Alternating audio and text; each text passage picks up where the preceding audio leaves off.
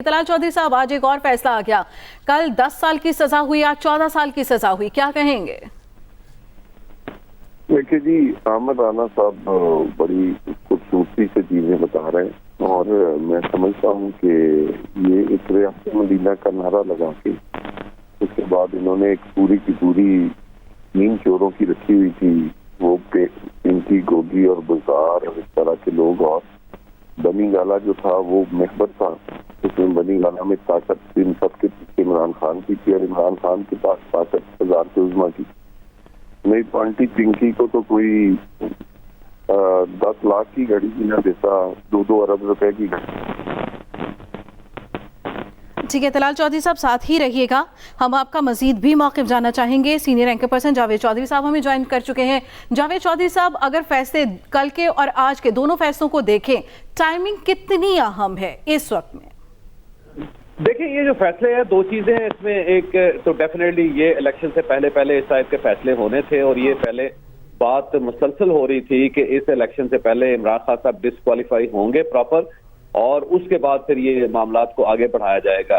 तो ये एक ऑब्वियस सी बात है जो जाहिर साबित हो रही थी, और हालात ने और वक्त ने ये चीज साबित भी की कि वाकई ये फैसले, इनका ताल्लुक इलेक्शन के साथ है कि 8 फरवरी 2024 के जो इलेक्शन है उससे पहले इमरान खान साहब उसी पोजीशन में होंगे जिस पोजीशन में मियां नवाज शरीफ साहब थे।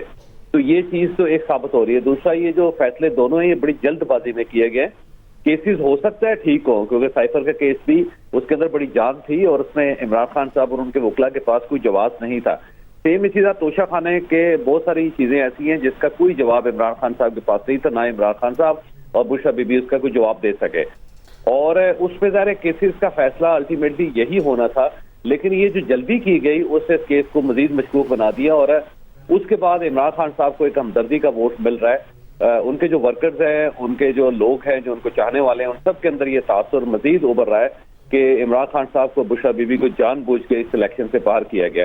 तो इसका मेरा नहीं ख्याल कि रियासत को या अदलिया को या फिर मियां नवाज शरीफ साहब को खास फायदा होगा।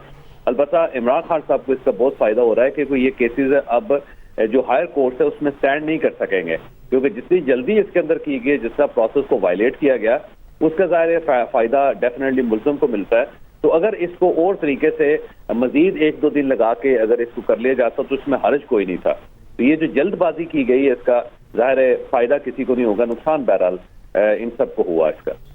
ठीक है जावेद साहब, ये बताइएगा, जैसे आपने कहा कि जल्दबाजी में फैसले सुनाए गए हैं, तो ये जो फैसला अब आया है, जो सजा सुनाई गई है, क्या ये तमाम कानूनी तकाज़ों को पूरा करता है? देखिए, जब कल एक ऑप्शन था जज साहब के पास कि उनकी ज़ाहिर तबीयत खराब थी, लेकिन बहुत ज्यादा खराब नहीं थी कि उसके बाद वो अपने घर चले गए थे। वो अगर थोड़ी देर रुक जाते और रोकने के बाद इमरान खान साहब का 342 का बयान अभी पेंडिंग था, वो बयान अगर करवा लेते और उसके बाद ये कल अगर ये फैसला सुना देते तो ज्यादा अच्छा था। और अगर आज मजबूरी था तो फिर उन्हें इंतजार करना चाहिए था, बुशरा बीबी का भी इंतजार करना चाहिए था, वकला का इंतजार भी करना चाहिए था, और इमरान खान साहब को भी उन्हें हर सूरत अपनी अदालत में बुलाना चाहिए था। लेकिन जब खान साहब नाराज होकर चले गए और उनको जाहिर बुलाया गया और वो नहीं आए, तो उसके बाद फौरी तौर पर फैसला कर दिया गया। तो ये फैसला इस लिहाज से बहुत मशकूक लगता है, और हर जगह पे इमरान खान साहब को इसका हमदर्दी का एक तासुर मिलेगा, लोगों को महसूस होगा कि खान के साथ ज्यादती की गई है।